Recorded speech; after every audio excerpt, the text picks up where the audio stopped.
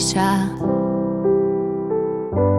Pașii mii au ocrotit, m-a vegheat. O poveste care prea devreme s-a încheiat. În trenul vieții călător n-ai rezistat. Cerul s-a întristat, mii de lacrimi s-au vărsat.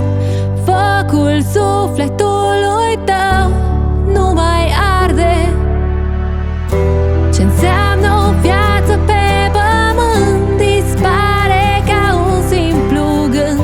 Se pierde tot într-un minut și doare. Au rămas întrebări fără răspuns,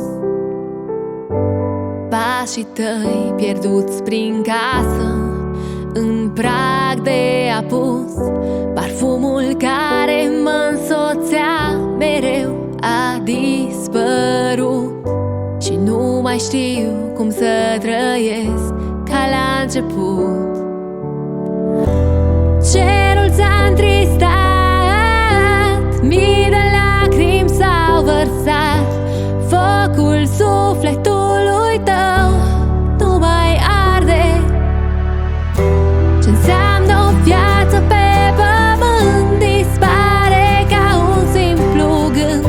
Se pierde tot într-un minut și doare. Și ce contează la sfârșit? Ce-ai adunat, ce-ai risipit? Atâtea clipe ce te-au strâns, atâtea lacrimi ce le-ai plâns. Și ce sens au toate de fapt când pleci cu sufletul curat?